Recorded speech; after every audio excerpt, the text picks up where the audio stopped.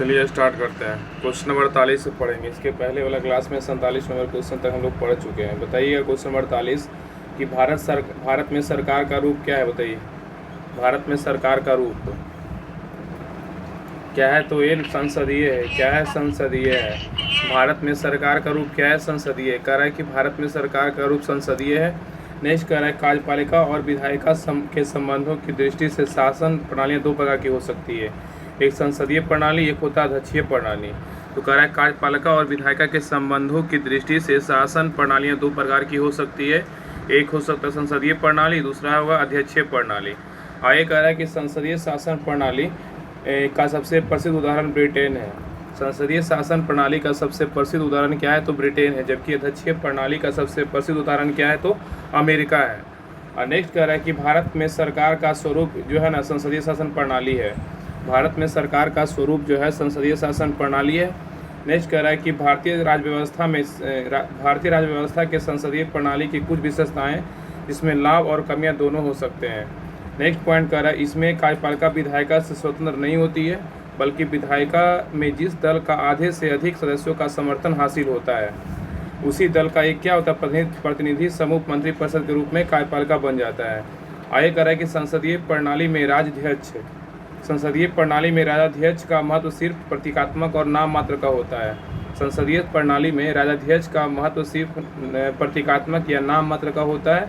उदाहरण में क्या है? ब्रिटेन के राजा या भारत के राष्ट्रपति की भूमिका प्रतीकात्मक होती है। कह रहा है कि ब्रिटेन के राजा या भारत के राष्ट्रपति की भूमिका क्या होती है? प्रतीकात्मक होती है। नेक्स्ट कह रहा है कि भारत में विद्वान क्षेत्रीय, सामाजिक, भाषागत तथा धार्मिक वैधव्य को देखते हुए संसदीय प्रणाली सबसे ज़्यादा बेहतर प्रतीत होती है।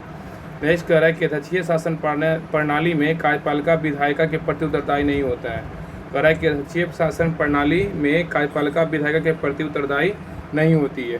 नेक्स्ट है इसमें संसदीय प्रणाली के लाभ और इसकी कमियां दिया हुआ है। इसमें लाभ में कह रहा है कि कार्यपालिका और विधायिका में गतिरोध पैदा नहीं होता है। कार्यपालिका और विधायिका में गतिरोध पैदा नहीं होता है। लेकिन इसका कमियां क्या है? सरकार का पूरा ध्यान कार्यकारी दायित्वों पर नहीं रह पाता है। जैसे मंत्रिपरिषद को कार्यपालिका तथा विधायिका दोनों की जिम्मेदारी निभाने का कारण होता है। इसमें नेक्स्ट में लाभ में क्या कह रहा है कि संसदीय प्रणाली क्या होती है? अत्यंत लचीली होती है। संसदीय प्रणाली जो होता है अत्यंत लचीली होती है। और इसका कमियां क्या है कि सरकार पर अस्थिरता का खतरा रहता है, बहुमत ना हो तो। और नेक्स्ट इधर कह रहा है कि लाभ में कि सभी वर्गों को उचित प्रतिनिधित्व मिल पाता है। और कमियां में है इसमें दीर्घकालिक योजनाओं हेतु कठोर निर्णय नहीं ले पाते हैं। इसमें लाभ में है कि सरकार को विपक्ष के दबाव के कारण हमेशा चौकस रहना पड़ता है। इसका कमियां क्या है? तो मंत्रिमंडल में सर्वाधिक योग्य विशेषज्ञ लोग शामिल नहीं हो पाते, विधायिका में ही चयन होता है। नेक्स्ट है संसदीय व्यवस्था की विशेषताएं, गुण तथा दोष। संसदीय व्यवस्था की विशेषताएं, गुण तथा दोष है। इसमें विशेषताएं दिया हुआ है, इस यहाँ पे गुण दिया हुआ है, यहाँ पे दोष दिया हुआ है। तो दोहरी कार्यकारिणी में गुण क्या होता है? दोहरी कार्यकारिणी का गुण जो है ना विधायिका एवं कार्यपालिका के मध्य सामंजस्य। इसका दोष क्या है? अस्थायी सरकार है। इसमें नेक्स्ट कह रहा है कि बहुमत दल का शासन में जो है ना इसका गुण की अगर बात करें तो उत्तरदायी सरकार होता है और यहाँ पे नीतियों की निश्चितता नहीं होती है। इसका संसदीय शासन की विशेषताएं जो है ना क्या है? तो दोहरी कार्यकारिणी, बहुमत दल का शासन, सामूहिक उत्तरदायित्व और राजनीतिक एकरूपता और दोहरी सदस्यता और प्रधानमंत्री का नेतृत्व। और नेक्स्ट है निचले सदन का विघटन होना और शक्तियों का सम्मिश्रण है। और गुण का बात करें संसदीय व्यवस्था का तो विधायिका एवं कार्यपालिका की मध्य सामंजस्य, उत्तरदायी सरकार, निरंकुशता पर रोक, व्यापक प्रतिनिधित्व है। अगर दोष का बात करें तो अस्थायी सरकार है, नीतियों की निश्चितता नहीं है, शक्तियों के विभाजन के विरुद्ध है और अकुशल व्यक्तियों द्वारा सरकार का संचालन है। आगे कह रहा है कि राजतंत्रीय या तानाशाह शासन प्रणाली। राजतंत्रीय तानाशाह या शासन प्रणाली के बारे में कह रहा है कि जब शासन की संपूर्ण शक्तियां एक ही व्यक्ति के हाथों में केंद्रित होती है तो ऐसे शासन की राजतंत्र कहते हैं। कह रहा है कि जब शासन की संपूर्ण शक्तियां एक ही व्यक्ति के हाथों में केंद्रित होती है तो ऐसे शासन को ही क्या कहते हैं? राजतंत्र कहते हैं।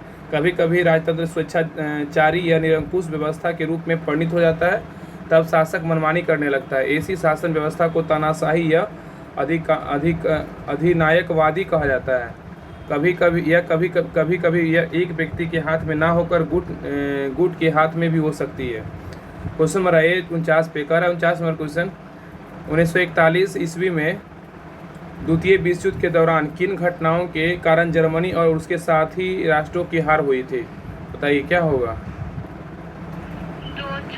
जर्मनी के रूस का आक्रमण और जापान के पर्ल हार्बर का आक्रमण।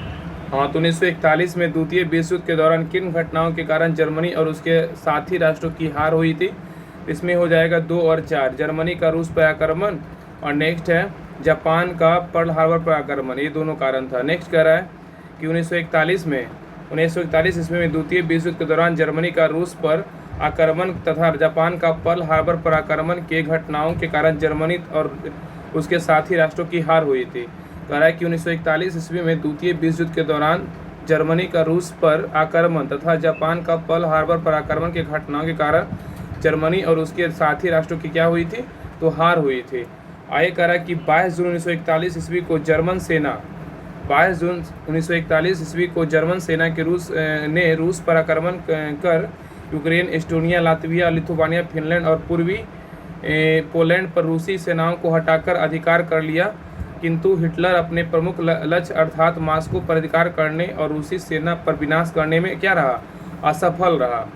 आगे कह रहा है कि जर्मनी की पराजय स्टालिनग्राड से आरंभ हुई।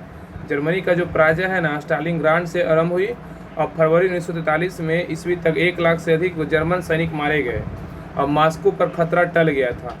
आगे कह रहा है कि 22 अप्रैल 1945 को रूस ने बर्लिन पर आक्रमण किया। क्या किया? तो रूस ने बर्लिन पर आक्रमण कब किया? तो 22 अप्रैल 1945 को। ठीक है। आगे कह रहा है कि ब्रिटेन, फ्रांस, अमेरिका की फौजें भी वहां पहुंच गई। आगे कह रहा है अंत में कह रहा है 2 मई 1945 ईस्वी को बर्लिन का पतन हो गया तथा 4 मई को जर्मन सेनाओं ने आत्मसमर्पण कर दिया। तो कह रहा है कि अंत में जो है ना 2 मई 1945 ईस्वी को बर्लिन का पतन हो गया तथा 4 मई को जर्मन सेनाओं ने क्या किया? तो आत्मसमर्पण किया। नेक्स्ट कह रहा है हिटलर ने अपनी पत्नी इब्रावान सहित आत्महत्या कर लिया और इटली के देशभक्तों ने मुसोलिनी और उसकी पत्नी की गोली से मार दिया। नेक्स्ट कह रहा है कि 7 मई 1945 ईस्वी को संधि पर हस्ताक्षर करने के पश्चात 8 मई को यूरोप में क्या हुआ? युद्ध बंद हो गया।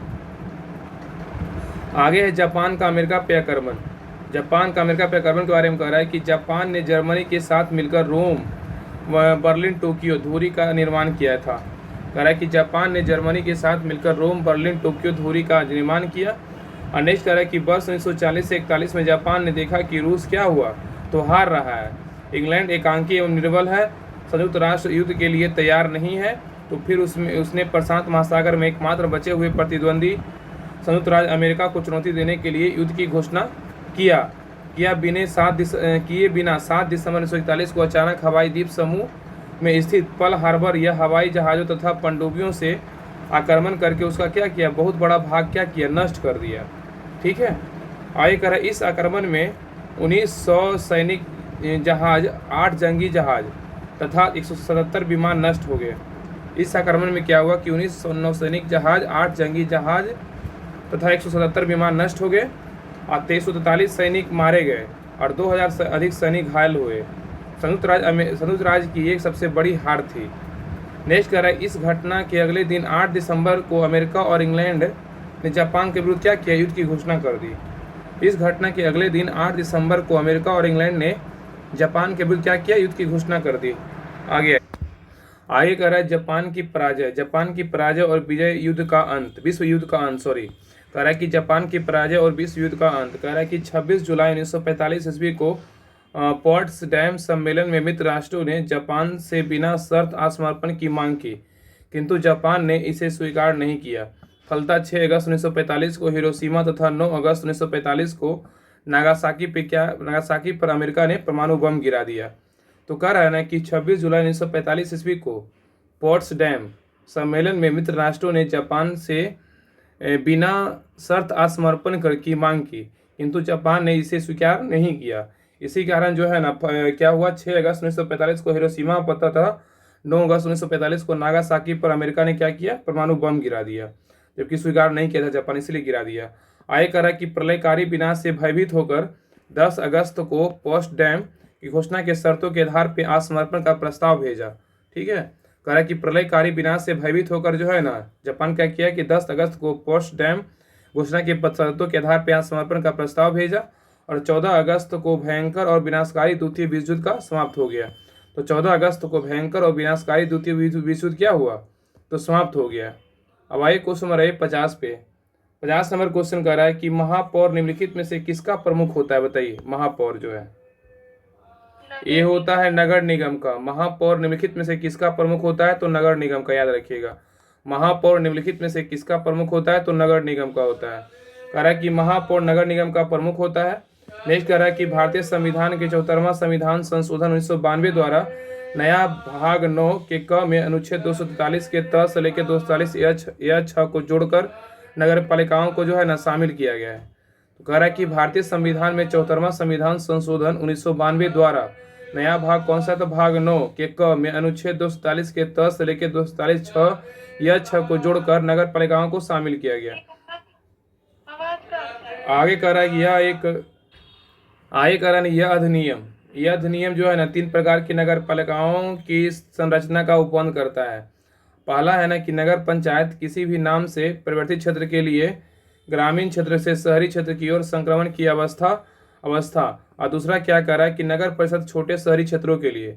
और तीसरा है कि बड़े शहरी क्षेत्रों के लिए नगर निगम। बड़ी शहरी क्षेत्रों के लिए क्या है, तो नगर निगम। छोटे शहरी क्षेत्रों के लिए होगा नगर परिषद। अगर यहाँ पे बड़े शहरी क्षेत्रों के लिए बोलेगा तो नगर निगम होता है। ठीक है, आगे है कह रहा है कि भारत में शहरी स्थानीय शासन 8 प्रकार के होते हैं। 8 प्रकार के हैं। पहला नगर परिषद, दूसरा नगर पालिका, अनुसूचित क्षेत्र समिति और नगरीय क्षेत्र समिति, छावनी बोर्ड, टाउनशिप, पत्तन न्यास तथा विशेष उद्देश्य एजेंसी अभिकरण है। ठीक है, आगे कह रहा है कि राज्य विधान मंडल। इस बुक को जो है ना अच्छे से कंप्लीट कीजिए। जितने भी क्लास हुआ है ना सभी लोग रिवीजन करते रहिए, क्योंकि बहुत डिटेल दिया हुआ इस बुक में। आगे कह रहा है कि राज्य विधान मंडल नगर पालिका के अध्यक्ष का निर्वाचन का तरीका प्रदान कर सकता है। कह रहा है कि राज्य विधान मंडल नगर पालिका के अध्यक्ष का निर्वाचन तरीका प्रदान कर सकता है। आगे कह रहा है कि महापौर के बारे में बोला कि महापौर मेयर का चुनाव पहले अप्रत्यक्ष के रूप में होता है। आगे कह रहा अब बिहार में नगर पालिका संशोधन अधिनियम 2022 के अनुसार प्रत्यक्ष निर्वाचन पद्धति से होगा। 2 अप्रैल 2022 को बिहार गजट में प्रकाशित किया गया। ठीक है, आगे कह रहा है इसके तहत बिहार नगर पालिका अधिनियम 2007 की धारा 11 में संशोधन कर निम्न प्रावधान स्थापित किए गए। कह रहा है नेक्स्ट की धारा 11 के 1 प्रत्येक नगर पालिका में एक निर्वाचित मुख्य पार्षद एवं उप पार्षद होंगे तथा निर्वाचित पार्षदों की संख्या उतनी होगी जितने कि उस नगर पालिका क्षेत्र में इस अधिनियम की धारा 13 के अधीन अवधारित वार्ड होंगे। आगे कह रहा है कि निर्वाचित मुख्य पार्षद के बारे में बोल रहा है। उप मुख्य पार्षद एवं पार्षद नगर पालिका के सदस्य होंगे। आगे कह रहा है कि नगर पालिका के बोर्ड का अर्थ है कि इस अधिनियम की धारा 12 एवं 23 के अंतर्गत आम निर्वाचन में अथवा उप निर्वाचन में निर्वाचित मुख्य पार्षद और उप मुख्य पार्षद एवं पार्षद नगर पालिका के सदस्य होंगे। आगे आइए क्वेश्चन नंबर 51 पे। 51 क्वेश्चन कह रहा है कि नदी जो दक्षिण गंगा कहलाती वह कौन सी है, बताइए। हाँ, गोदावरी है। क्या है, गोदावरी। कह रहा है कि नदी जो दक्षिण गंगा कहलाती है कौन सी नदी है, तो गोदावरी है।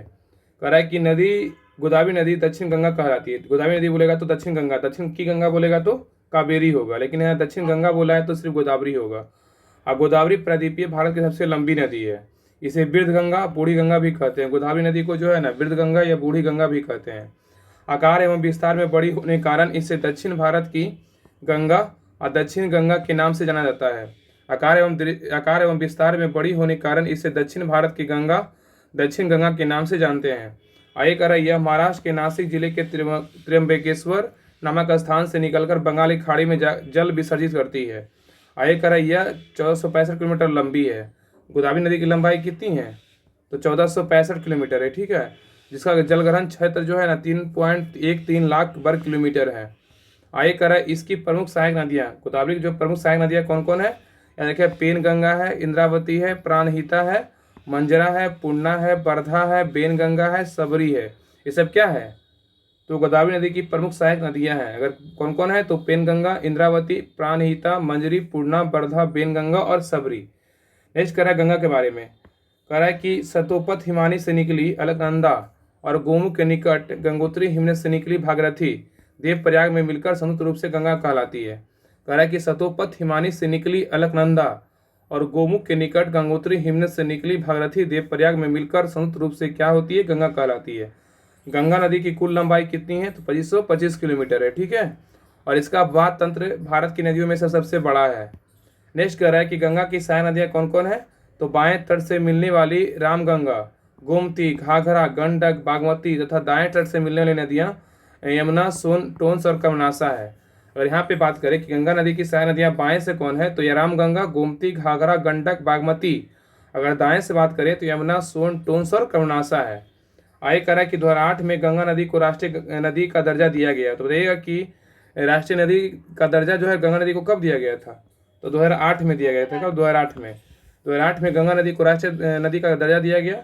और नेक्स्ट है 2017 में उत्तराखंड उच्च न्यायालय ने गंगा तथा यमुना नदी को जीवित मानव का दर्जा दिया। 2017 में उत्तराखंड उच्च न्यायालय ने गंगा तथा यमुना नदी को जीवित मानव का दर्जा दिया।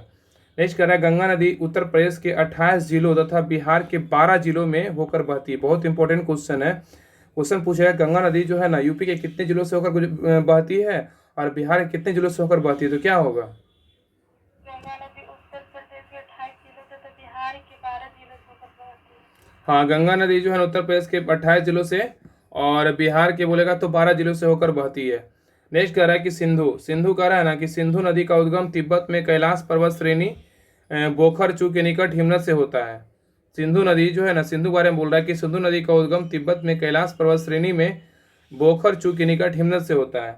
इसे तिब्बत में ना सिंधु नदी को तिब्बत में सिंगी खम्बान अथवा शेरमुख कहते हैं। अब भारत में इसकी लंबाई सिंधु नदी कितनी है, 1114 किलोमीटर है।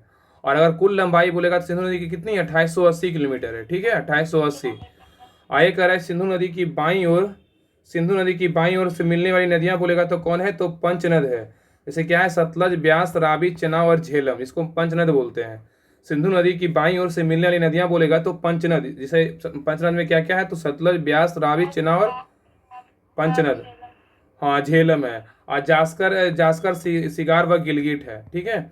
आगे कह रहा है कि दाईं ओर से मिलने वाली नदियां, तो दाईं ओर से मिलने वाली नदियां कौन कौन है, तो याद रखिएगा सियोक है, काबुल है, कुर्रम है, गोमल है, तोची है, बियोबा है और संगर है। ये सब क्या है, दाईं ओर से मिलने वाली नदियां सिंधु का है। अब पंचनद नदियों आपस में मिलकर पाकिस्तान में मिठानकोट के पास सिंधु नदी के पास में मिल जाती है। आगे कह रहा है कि महानदी, ठीक है, कह रहा है कि महानदी छत्तीसगढ़ के सिहावा पहाड़ी से निकलकर प्रायद्वीपीय उड़ीसा के पास बंगाल की खाड़ी में गिरती है। यह नदी 851 किलोमीटर क्या है, तो लंबी है। कह रहा है कि महानदी छत्तीसगढ़ के सिहावा पहाड़ी से निकलकर प्रायद्वीपीय उड़ीसा के पास बंगाल की खाड़ी में गिरती है। यह नदी 851 किलोमीटर क्या है, तो लंबी है। आगे कह रहा है हीराकुंड और टिकरापारा बांध इस नदी के प्रमुख बहुउद्देशीय परियोजनाएं हैं।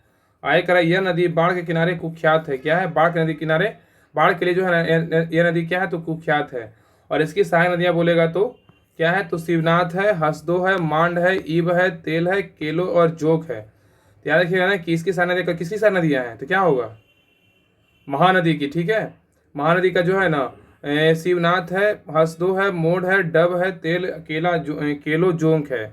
आगे आइए, क्वेश्चन नंबर 52 कर रहा है कि लोकमान्य तिलक के किस विषय में निम्नलिखित में से कौन सा कथन सही नहीं है, बताइए कौन सा कथन सही नहीं है। वह नरमपंथी कांग्रेस नेता थे, ये गलत है, नहीं, ये सही नहीं है ना। लेकिन इसमें सही क्या क्या है, लोग बोल रहा है कि लोकमान्य तिलक के विषय में निम्नलिखित में से कौन सा कथन सही नहीं है, तो वह नरमपंथी कांग्रेसी नेता थे, ये गलत है। इसमें सही क्या है कि लोकमान्य तिलक उन्होंने मराठी पत्र केसरी प्रकाशित किया, बिल्कुल सही है। और लोकमान्य तिलक जो है ना गणपति एवं शिवाजी नामक त्योहारों को शुरुआत किया था, बिल्कुल सही है। और लोकमान्य तिलक 1897 में बैमनसन घृणा फैलाने के आरोपों में के लिए कैद किया गया था। ये तीनों कथन जो है ना सही है। कह रहा है कि लोकमान्य प्रश्न अनुसार कह रहा है कि लोकमान्य तिलक नरमपंथी कांग्रेस नेता थे, यह कथन गलत है। लोकमान्य तिलक जो थे ना गरमपंथी कांग्रेस नेता थे। क्या थे, गरमपंथी, नरमपंथी नहीं थे, गरमपंथी थे। क्वेश्चन नंबर 53 पे कह रहा है कि भारत में मैंगनीज का सर्वाधिक प्रतिशत उत्पादन करने वाला राज्य निम्नलिखित में से कौन सा है, तो क्या होगा, मध्य प्रदेश है। क्या है, तो मध्य प्रदेश है। कह रहा है कि भारत में मैंगनीज का सर्वाधिक प्रतिशत उत्पादन करने वाला राज्य निम्नलिखित में से कौन सा है, तो मध्य प्रदेश है। क्या है, मध्य प्रदेश, याद रखिएगा। आगे कह रहा है कि भारत में मैंगनीज का सर्वाधिक प्रतिशत उत्पादन करने वाला बोलेगा तो कौन सा है, तो मध्य प्रदेश है। मैंगनीज सिल्वरी ग्रे रंग की कठोर धातु है जो मुख्य धारावार संरचनाओं में पाई जाती है। आगे कह रहा है इसका उपयोग मुख्यतः जंगरोधी इस्पात बनाने में, शुष्क बैटरी बनाने, रंग कांच उद्योग तथा विभिन्न रासायनिक उद्योगों में किया जाता है। आगे कह रहा है कि भारत कच्चा जो है ना, भारत कच्चा मैंगनीज का प्रमुख निर्यातक राष्ट्र है। भारत जो है कच्चा मैंगनीज का प्रमुख निर्यातक राष्ट्र है। आगे कह रहा है इसके प्रमुख अयस्क बोलेगा तो पाइलोसाइट, साइलोमैलान एवं ब्रोनाइट है। ठीक है। आगे कह रहा है कि भारत में प्रमुख मैंगनीज उत्पादक क्षेत्र, भारत में प्रमुख मैंगनीज उत्पादक क्षेत्र कौन कौन है, तो कर्नाटक के बेलारी, कर्नाटक में क्या है बेलारी, शिमोगा उड़ीसा, क्योंझर व सुंदरगढ़ महाराष्ट्र, नागपुर भंडारा, मणिपुर भंडारा, मध्य प्रदेश के बालाघाट, छिंदवाड़ा है। आगे कह रहा है कि खनिज उत्पादन एवं भंडारण, खनिज उत्पादन एवं भंडारण में भारत का प्रथम राज्य। स्रोत में दिया हुआ कि इंडियन मिनरल जो है ना ईयर बुक 2020 वित्त वर्ष 2021 खान मंत्रालय, यहाँ पे दिया हुआ है कि कौन कौन जो है ना उत्पादन में प्रथम है, तो खनिज दिया हुआ है और उत्पादन में प्रथम दिया हुआ, भंडारण में प्रथम। तो बताइएगा कि कोयला उत्पादन में प्रथम कौन है, भंडारण में कौन है, बताइए कोयला में। उत्पादन प्रथम छत्तीसगढ़, भंडारण में रहेगा तो झारखंड। हाँ, कोयला उत्पादन में जो है ना अगर पूछेगा तो टॉप में कौन है, प्रथम में तो छत्तीसगढ़ है। अगर भंडारण में बात करेगा तो झारखंड है। कोयला उत्पादन में प्रथम में बोलेगा तो छत्तीसगढ़, अगर भंडारण में बात करेगा तो झारखंड होगा। हीरा में बताइए, हीरा में क्या है, हीरा में मध्य प्रदेश है उत्पादन में, अब मध्य प्रदेश ही ना भंडारण में भी है। हीरा में अगर पूछेगा कि उत्पादन में कौन है तो मध्य प्रदेश है, भंडारण में बोलेगा तो मध्य प्रदेश है। लौ अयस्क बताइए, लौ अयस्क उत्पादन में उड़ीसा है और भंडारण में कर्नाटक है। लौ अयस्क का बात करें तो उत्पादन में बोलेगा तो उड़ीसा है, उत्पादन तो उड़ीसा, और भंडारण में बोलेगा तो कर्नाटक है। ठीक है। तांबा बताइए, तांबा उत्पादन में मध्य प्रदेश, जोर से बोलिए यहाँ तक आवाज आए। तांबा जो है ना मध्य प्रदेश है उत्पादन में, और भंडारण बोलेगा तो राजस्थान है। ठीक है, राजस्थान। आगे बताइए बॉक्साइट, बॉक्साइट बताइए। उत्पादन में उड़ीसा और भंडारण में भी उड़ीसा। हाँ, बॉक्साइट का बोलेगा तो उत्पादन में प्रथम में कौन है, उड़ीसा है, भंडारण में उड़ीसा है। मैंगनीज बताइए, मैंगनीज का उत्पादन में मध्य प्रदेश और भंडारण में उड़ीसा। मैंगनीज जो है ना उत्पादन में बोलेगा तो मध्य प्रदेश है और भंडारण में उड़ीसा है। अबरक बताइए, अबरक रहेगा तो उत्पादन में रहेगा तो आंध्र प्रदेश, भंडारण में भी। हाँ, अ से अबरक, अ से आंध्र प्रदेश उत्पादन में भी है और भंडारण में बोलेगा तो आंध्र प्रदेश ही है। तो अबरक में उत्पादन में आंध्र प्रदेश और भंडारण में भी आंध्र प्रदेश है। चांदी बताइए, उत्पादन में राजस्थान और भंडारण में भी क्या है, राजस्थान है। चांदी जो है उत्पादन में भी राजस्थान है और भंडारण में भी राजस्थान है। टीन बताइए, टीन उत्पादन में छत्तीसगढ़, भंडारण में हरियाणा। हाँ, टीन बोलेगा तो उत्पादन में छत्तीसगढ़ है और भंडारण में भी क्या है तो हरियाणा है। बताइए कि प्राकृतिक गैस बताइए, प्राकृतिक गैस का बात करें तो ये उत्पादन में असम है और भंडारण में क्या है तो असम है। प्राकृतिक गैस का बात करें उत्पादन में असम है। ठीक है, और भंडारण में भी क्या है तो असम है। बताइए क्रोमाइट, क्रोमाइट का क्या होगा। हाँ, क्रोमाइट में जो है ना उत्पादन में उड़ीसा है और भंडारण में उड़ीसा है।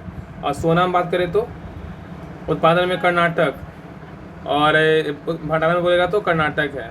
यूरेनियम बताइए, यूरेनियम का बोले तो क्या होगा। यूरेनियम में अगर उत्पादन में बोलेगा तो झारखंड है और भंडारण में बोलेगा तो आंध्र प्रदेश है। यूरेनियम के उत्पादन में झारखंड प्रथम स्थान पे है और आंध्र प्रदेश बोलेगा भंडारण में प्रथम स्थान पे। कच्चा तेल, कच्चा तेल में बात करें तो उत्पादन में राजस्थान है और भंडारण में असम है। तो कच्चा तेल का बोले उत्पादन में राजस्थान और भंडारण में क्या है तो असम है। आगे आइए, बताइएगा क्वेश्चन में 54 कह रहा है कि लोकतंत्र जनता का, जनता द्वारा जनता के लिए शासन है, यह किसका कथन है। बताइए किसका है तो अब्राहम लिंकन का है। किसका है, अब्राहम लिंकन का है। कह रहा है लोकतंत्र जनता का, जनता द्वारा जनता के लिए शासन, यह किसका कथन है तो अब्राहम लिंकन का है। ठीक है। आगे कह रहा है कि लोकतंत्र जनता का, जनता द्वारा जनता के लिए शासन है, यह कथन किसका, अब्राहम लिंकन द्वारा दिया गया है। आगे कह रहा है कि लोगों के स्वामित्व वाली सरकार लोकतंत्र को क्या कहते हैं, लोकतंत्र कहते हैं। लोगों के स्वामित्व वाली सरकार को क्या कहते हैं, लोकतंत्र कहते हैं। आगे कह रहा है कि लोकतंत्र में जनता ही सत्ताधारी होती है। क्या होती है, लोकतंत्र में जनता ही क्या होती है, सत्ताधारी होती है। उसकी अनुमति से शासन होता है और उसकी प्रगति ही शासन का एकमात्र लक्ष्य माना जाता है। ठीक है। आगे कह रहा है कि अब्राहम लिंकन 1860 में अमेरिका के 16वें राष्ट्रपति बने थे। अब्राहम लिंकन जो थे 1860 में अमेरिका के 16वें राष्ट्रपति बने और 1 जनवरी 1863 को अब्राहम लिंकन ने दास प्रथा को अमेरिका से उन्मूलन कर दिया। ठीक है, आगे करा अब्राहम लिंकन की हत्या जॉन बिल्किज बूथ नामक व्यक्ति ने 14 अप्रैल 1865 को कर दिया था। तो अब्राहम लिंकन की हत्या जो है ना जॉर्ज बिल्किज बूथ नामक व्यक्ति ने 14 अप्रैल 1865 को कर दिया। ठीक है, आगे कह रहा है कि जॉर्ज वाशिंगटन संयुक्त राज्य अमेरिका के पहले राष्ट्रपति थे। बताइए संयुक्त राज्य अमेरिका यूएसए के पहले राष्ट्रपति कौन थे? जॉर्ज वाशिंगटन थे वो अमेरिका के पहले राष्ट्रपति। जॉर्ज वाशिंगटन के नेतृत्व में अमेरिका सेना स्वतंत्रता संग्राम में ब्रिटिश सेना का विजय हासिल की। आगे कह रहा अरस्तु प्राचीन यूनानी दार्शनिक थे। अरस्तु जो है ना प्लेटो के शिष्य तथा सिकंदर के गुरु थे। अरस्तु क्या थे? तो प्लेटो के शिष्य थे, लेकिन सिकंदर क्या थे? गुरु थे। ठीक है, आगे कह रहा नोकोमियन एथिक्स अरस्तु की पुस्तक है। बताइए नोकोमियन एथिक्स किसकी पुस्तक है? तो अरस्तु की पुस्तक है। ठीक है, आगे कह रहा कि महात्मा गांधी का मूल नाम मोहनदास करमचंद गांधी है।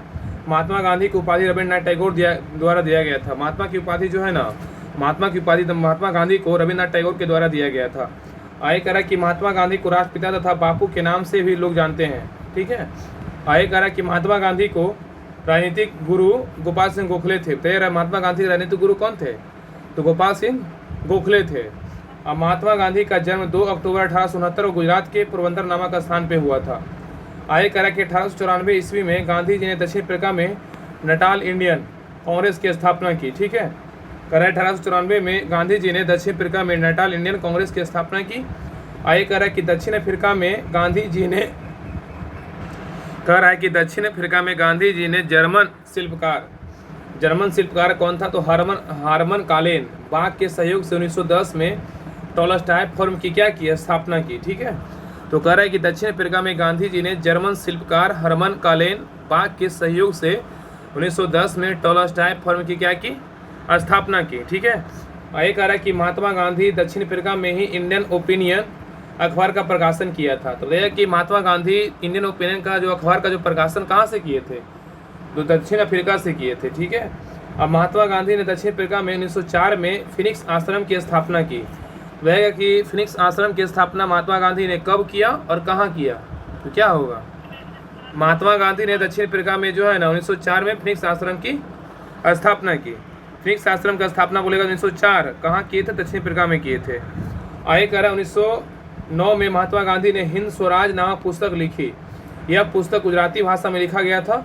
इस पुस्तक में महात्मा गांधी द्वारा ब्रिटिश संसद को बांझ एवं वेश्या की तरह बताया। आगे करा कि बोर युद्ध 1899 से 1902 के दौरान महात्मा गांधी द्वारा किए गए कार्यों चिकित्सकीय सेवाएं के लिए ब्रिटिश सरकार ने 1915 में इन्हें कैसरे हिंद की उपाधि प्रदान की थी। ठीक है, क्वेश्चन नंबर 55 कर रहा है कि भारत का संविधान है क्या है? बताइए भारत का संविधान कैसा है? भारत का संविधान जो है ना लिखित है और क्या है? तो संघीय है। ठीक है, दोनों है। भारत का संविधान क्या है? लिखित भी है और संघीय है।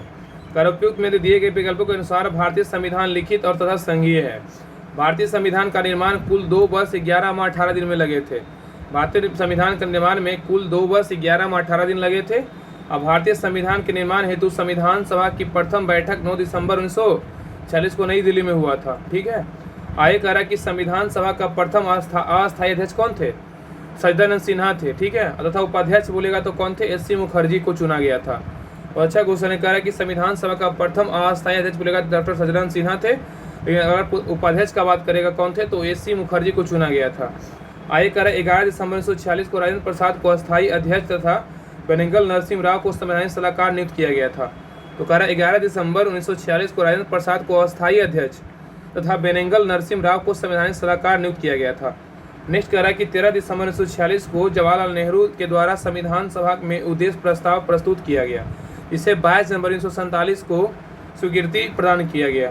तो कह रहा है कि 13 दिसंबर 1946 को जवाहरलाल नेहरू द्वारा संविधान सभा में उद्देश्य प्रस्ताव प्रस्तुत किया गया और जिसे 22 जनवरी 1947 को क्या किया? स्वीकृति प्रदान किया गया। आगे कह रहा है 29 अगस्त 1947 को डॉक्टर अम्बेडकर की अध्यक्षता में 7 सदस्यीय प्रारूप समिति का गठन किया गया। ठीक है, तो कह रहा है 29 अगस्त 1947 को डॉक्टर भीमराव अम्बेडकर की अध्यक्षता में 7 सदस्यीय प्रारूप समिति का गठन किया गया। आगे कह रहा है कि संविधान सभा का अंतिम बैठक 24 जनवरी 1950 को हुआ था। ठीक है, संविधान सभा का जो अंतिम बैठक था 24 जनवरी 1950 को हुआ था। और नेक्स्ट कह रहा है कि संविधान सभा द्वारा संविधान को 26 नवंबर 1949 को क्या किया गया, अंगीकृत किया गया। तो क्वेश्चन पूछा है कि संविधान सभा का अंतिम बैठक कब हुआ था और संविधान सभा द्वारा संविधान को कब अंगीकृत किया गया, तो क्या होगा। कह रहा है कि संविधान सभा का अंतिम बैठक जो हुआ था ना 24 जनवरी 1950 को हुआ था। संविधान सभा का अंतिम बैठक 24 जनवरी 1950 को हुआ था और संविधान सभा द्वारा संविधान को कब अंगीकृत किया गया था, तो 26 नवंबर 1950 को किया गया था। इसलिए जो है ना 26 नवंबर क्या मनाते हैं, संविधान दिवस मनाते हैं। आगे कह रहा है कि भारत के मूल संविधान में कुल 395 अनुच्छेद, 8 अनुसूची तथा 22 भाग थे। भारत के मूल संविधान में 395 अनुच्छेद, 8 अनुसूची और 22 भाग थे। कह रहा है कि भारतीय संविधान का संक्षिप्त नाम अनुच्छेद 393 के तहत दिया गया है। कह रहा है कि भारतीय संविधान के संक्षिप्त नाम जो अनुच्छेद 393 में तहत दिया गया है। इसके अनुसार इस संविधान का संक्षिप्त नाम क्या है, तो भारतीय संविधान है। आगे कह रहा है अनुच्छेद 394 में संविधान लागू होने के बारे में बताया गया है। तो संविधान लागू होने के बारे में बताया गया किस अनुच्छेद में, तो 394 में। कह रहा है कि संविधान के अनुच्छेद 1 में निर्धारित किया गया कि भारत अर्थात इंडिया राज्यों का संघ होगा, जिसमें भारत शब्द देश का नाम व संघ शब्द शासन प्रणाली को दर्शाता है। आगे कह रहा है कि संघ संस्कृत शब्द का संघ जो है ना संस्कृत का शब्द है, जिसका अर्थ सभा, समुदाय, संगठन है। हाल ही में तमिलनाडु सरकार ने अपने आधिकारिक पत्राचार या संचार में केंद्र सरकार शब्द के उपयोग को बंद करने एवं इसके स्थान पर संघ सरकार शब्द का उपयोग करने का फैसला किया। आगे कह रहा है कि भारतीय संविधान में संघात्मक प्रणाली के 3 प्रमुख लक्षण होते हैं। क्या क्या, तो लिखित संविधान, सर्वोच्च तथा स्वतंत्र न्यायपालिका और तीसरा है केंद्र तथा राज्यों के मध्य शक्तियों का स्पष्ट विभाजन।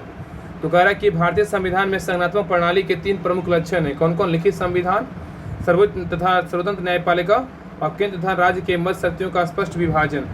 आगे कह रहा है एकात्मक प्रणाली राजनीतिक संगठन का एक प्रणाली है जिसमें संघीय राज्य के विपरीत अधिकांश या सभी शासकीय शक्ति केंद्रीकृत सरकार में रहती है।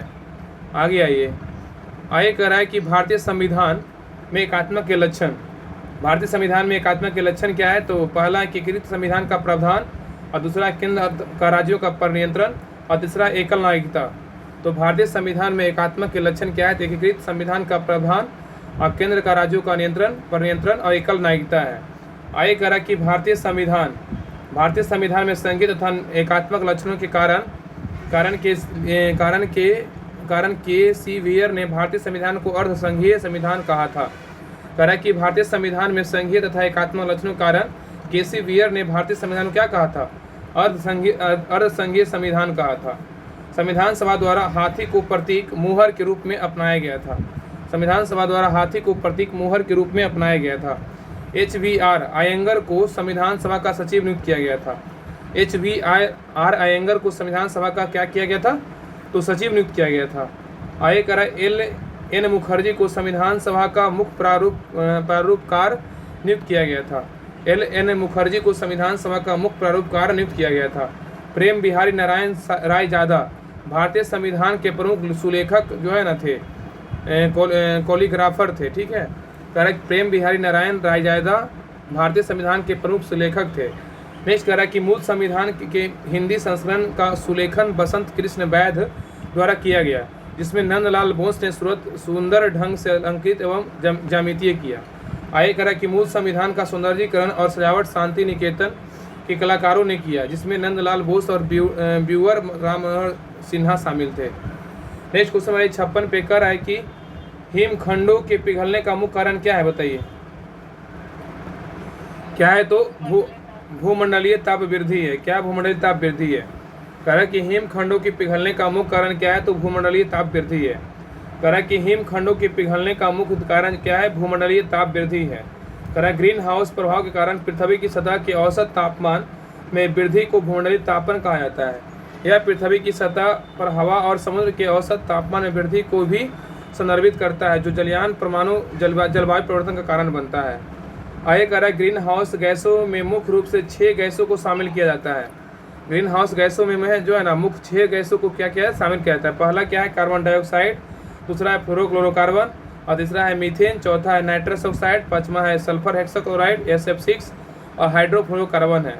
तो कह रहा है ग्रीन हाउस गैसों में मुख्य रूप से जो है ना 6 गैसों को शामिल किया जाता है। पहला कार्बन डाइऑक्साइड, दूसरा है परफ्लोरोकार्बन, तीसरा है मीथेन, तीसरा है नाइट्रस, चौथा है नाइट्रस ऑक्साइड पाँचवा है सल्फर हेक्साक्लोराइड और छठा है हाइड्रोफ्लोरोकार्बन है।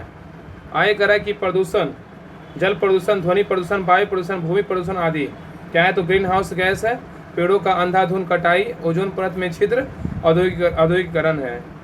नेक्स्ट आइए, आगे उर्वरक और कीटनाशक है, जनसंख्या वृद्धि है।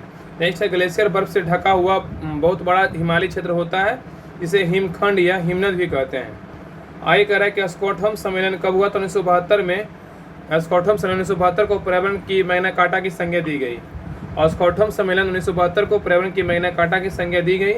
हेलेंस्की फिनलैंड में हुआ था 1974 में, सामुद्रिक पर्यावरण की सुरक्षा करना था। हेलेंस्की सम्मेलन जो हुआ था फिनलैंड में 1974 में सामुद्रिक पर्यावरण की सुरक्षा करना था। नेक्स्ट है मॉन्ट्रियल सम्मेलन, ये जो कनाडा में हुआ था 1987 में हुआ था। ओजोन परत के संरक्षण हेतु प्रथम अंतर्राष्ट्रीय समझौता हुआ था।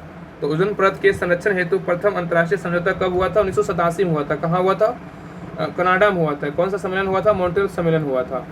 आगे कह रहा है कि 16 सितंबर को ओजोन दिवस के रूप में मनाते हैं।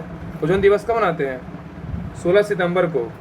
नेक्स्ट कह रहा है कि पेरिस सम्मेलन COP21 2015 में कार्बन उत्सर्जन हेतु लक्ष्यों हेतु कानूनी रूप से बाध्यकारी संधि है। COP27 का आयोजन कहाँ हुआ है, तो मिस्र में हुआ है। COP27 बोलेगा तो कहाँ हुआ है, मिस्र में। और COP28 का आयोजन कहाँ हुआ है, तो UAE में। और COP29 बोलेगा तो अजरबैजान के बाकू में हुआ है। ठीक है, आगे है प्रमुख पर्यावरण का संगठन है। संगठन दिया हुआ है, मुख्यालय दिया हुआ है और स्थापना वर्ष दिया हुआ है। कि फ्रेंड्स ऑफ अर्थ का मुख्यालय कहाँ है, इसका स्थापना कब हुआ था बताइए। फ्रेंड्स ऑफ अर्थ का,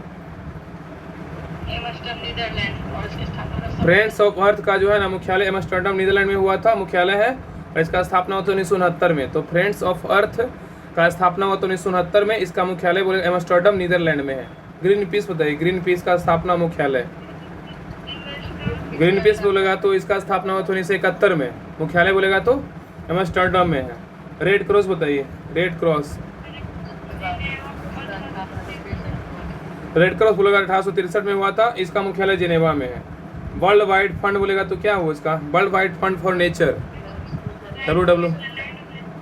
हाँ, world wide fund for nature बोलेगा तो 1961 में स्थापना हुआ था। और ग्लैंड स्विट्जरलैंड में इसका मुख्यालय है। IPCC क्या है इसका बताइए, मुख्यालय और स्थापना। IPCC बोलेगा जिसका स्थापना 1988 में, इसका मुख्यालय जिनेवा स्विट्जरलैंड में है।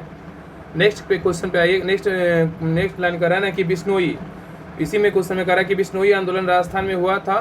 बिश्नोई आंदोलन राजस्थान में हुआ था जो पर्यावरण संरक्षण से संबंधित है। 1730 में अमिता देवी बिश्नोई ने खेजड़ी के वृक्षों की रक्षा के लिए उन पेड़ों से चिपक गई थी।